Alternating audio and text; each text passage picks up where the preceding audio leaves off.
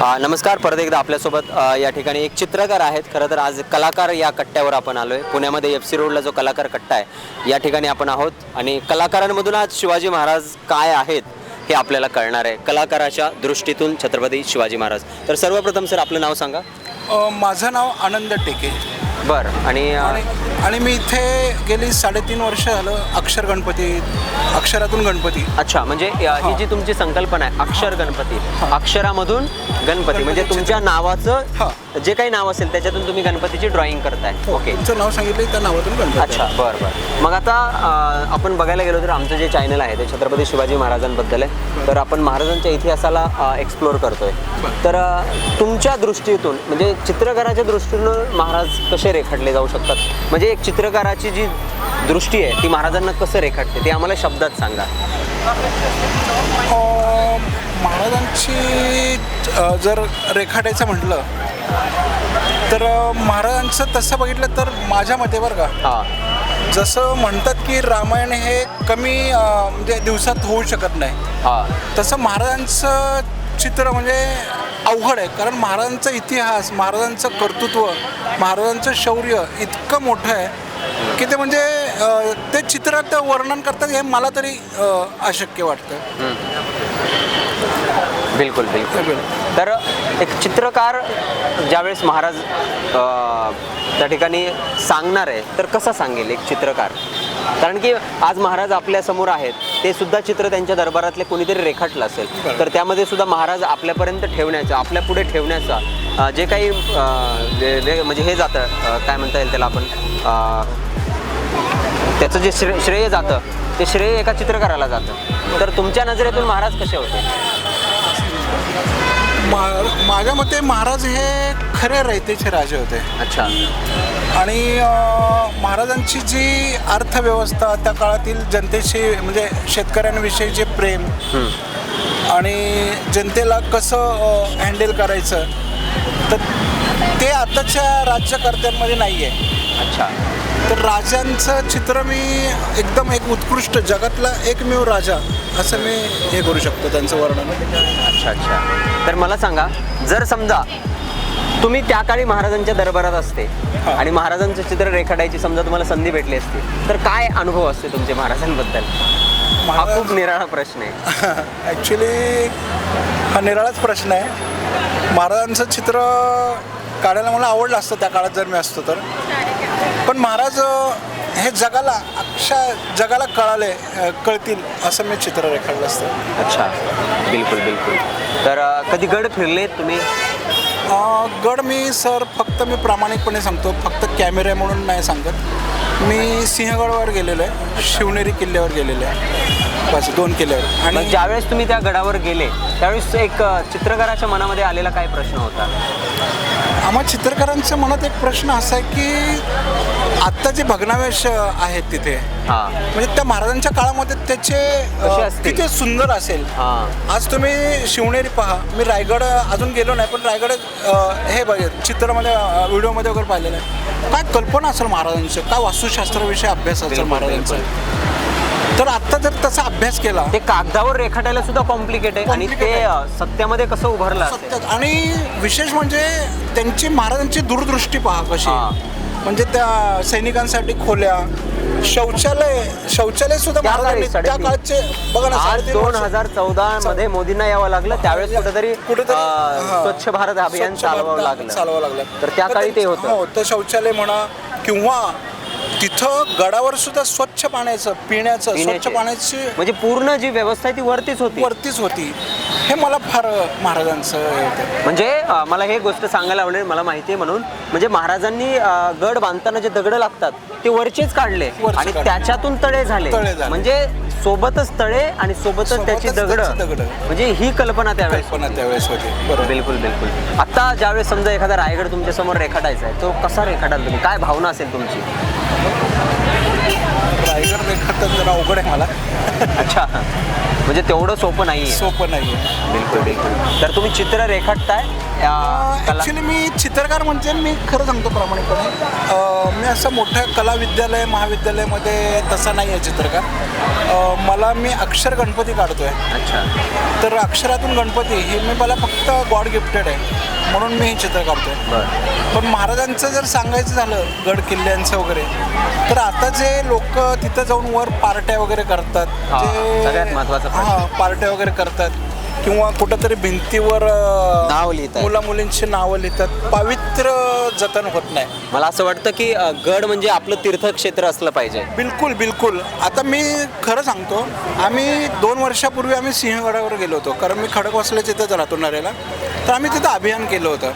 आता सुद्धा काही हिंदू संघटना वगैरे 31 डिसेंबरला तिथे पोकळ बांबू. अच्छा, ही चांगली व्यवस्था आहे. चांगली. की जर कोणी हा व्हिडिओ पाहत असेल तर नाही, 31 डिसेंबरला चुकूनही माझ्या राजाच्या तीर्थक्षेत्रामध्ये जाऊन धडकूस घालू नका, कारण की हिंदू संघटक तुम्हाला पोकळ बांबूचे धक्के देतील. आणि हे म्हणजे आत्ता नाही सांगत बरं का, 31 डिसेंबरला आम्ही ते आत्ता स्टेटसला वगैरे ठेवतोय. म्हणजे आम्ही चॅलेंज देतोय त्यांना, की म्हणजे वॉर्निंग पण देतोय. बिलकुल दिलीच पाहिजे. वॉर्निंग पण देतोय की हे आमचं तीर्थक्षेत्र आहे. बिलकुल.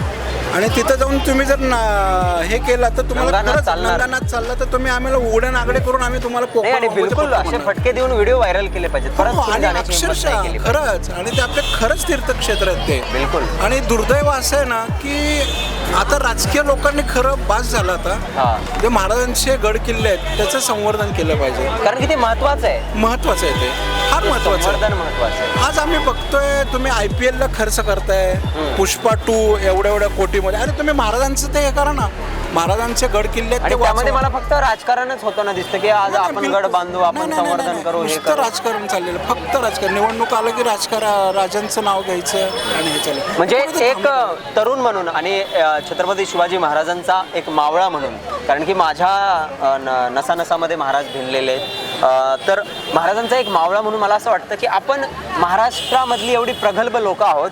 जर समजा सरकारने असं सांगितलं एखादी ॲप बनवली, तर मला असं वाटतं की छत्रपती शिवाजी महाराजांचं जे काही स्वराज्य आहे ते मावळ्यांनी उभारलं, रयतेने उभारलं, आणि आज ते गडांचं संवर्धन म्हणजे जे आपले तीर्थक्षेत्र आहे ते उभारण्यासाठी परत मावळे तयार होतील. त्यासाठी आमच्या सरकारनं करायला पाहिजे, केंद्र सरकारनं केलं पाहिजे, राज्य सरकारनं. हे महत्त्वाचं नाही आहे. जर तुम्ही लोकांना सांगितलं की एखादी ॲप बनवली ऑनलाईन आणि लोकांना जर सांगितलं की यामध्ये तुम्हाला जसे शक्य होतील तसे तुम्ही पैसे टाका, आणि दररोज 10 रुपये, कोणाकडे 10 रुपये द्यायची इच्छा असेल तर 10 रुपये त्यामध्ये टाका, आणि असं जर केलं तर करोडो रुपयाचा निधी दररोज जमा होईल आणि आपल्या राजाचे तीर्थक्षेत्र जशाच तसे उभारतील. तर याच्यामध्ये तुम्हाला काय वाटतं, ही आयडिया कशी आहे आणि तुमचं काय मत आहे? तुम्ही सांगितलेली आयडिया खूप सुंदर आहे. कारण आपण पाहतोय राज्यकर्ते केंद्रात असू दे राज्यात असू दे, जर जनतेनं जर मनावर घेतलं, कारण जनतेचे राजे आहेत ते, हा. रयतेचे राजे आहेत. मला वाटतं तुमची संकल्पना खूप चांगली आहे. एखादं ॲप बनवलं तर करोडो रुपये बनतील. आणि महाराजांचं जे सिंहासन आहे 32 माळाचं, काय ते तर होईलच, आणि तुमचे सिंहासन गड किल्ले सुद्धा आपण दुरुस्त करू शकतो. म्हणजे माझी जी संकल्पना आहे ती फक्त गड किल्ल्यांपर्यंत होते. तुम्ही असं म्हणताय की 32 मानाचं आपल्या राजाचं जे सिंहासन होतं ते सुद्धा लोक उभारू शकतात. बिलकुल बिलकुल. आणि आपल्या महाराष्ट्राचं राजांचं दुर्दैव बघा ना, आज तुम्ही जर राजस्थानमध्ये गेलात, इतर राज्यामध्ये गेलात, तर त्या राजांचे स्मारक आहेत, महाराजांचं स्मारक नाही आहे. म्हणजे महाराजांनी स्वतःसाठी काही इस्टेट वगैरे ठेवली नाही, बिलकुल अजिबात ठेवली नाही. हे माझ्या राजाचं मोठेपण आहे. एवढंच नाही तर आपल्या महाराजांनी जो अलंकार आहे गळ्यातला, ती कवड्याची माळ स्वीकारली आहे. म्हणजे बाकीच्या राजांच्या गळ्यामध्ये ते एवढी आभूषणं, माळा, सोनं, माणिक, मोती, पण आपला जो राजा आहे त्याच्या गळ्यामध्ये अलंकार काय, तर जगदंबेची कवड्याची माळ. म्हणजे एवढा उदात्त राजा आपल्याला भेटला, आणि आपण आपल्या राजासाठी किती करू शकतो. आणि कमी पडतोय आपण काहीतरी करायला. हो सर, कमी पडतोय. आणि मी आत्ता ऑन कॅमेरा लोकांना सांगू शकतो की याची सुरुवात मी करेल. हा, कसं? जर उद्या जर असं निधी जमवायचा असेल तर माझ्या ह्या कमाईतून क्या बात आहे. मला जे काही मी पैसे कमवतील, मी ते पैसे द्यायला तयार आहे महाराजांच्या याच्यासाठी. क्या बात है. म्हणजे मी सांगतो, ओके. म्हणजे खोटं नाही सांगणार. म्हणजे सर या ठिकाणी कलाकार कट्ट्यावरती बसतायत आणि जे काही ते म्हणतात मी इथून कमवेल ते मी माझ्या राजाचे तीर्थक्षेत्र उभारण्यासाठी निधी देऊ शकतो. प्रत्येक माणसाच्या मनामध्ये राजांबद्दल एवढं प्रेम आहे. फक्त ते प्रेम व्यक्त होताना कुठल्या तरी भिंती आडव्या येत आहेत, कुठल्या तरी चौकटी आडव्या येत आहेत. तर आपल्याला त्या भिंती आणि चौकटी बाजूला करून आपल्याला आपला राजा सांगता आला पाहिजे, स्वीकारता आला पाहिजे आणि आपल्या राजाचा मोठेपणा आपल्याला उजळ माथ्यानं मिरवता आला पाहिजे असं मला कुठेतरी वाटतं. आणि काहीतरी संकल्पना घेऊन मला वाटतं सरकारची ही जबाबदारी आहे की सरकारनं पुढे येऊन असं काहीतरी केलं पाहिजे.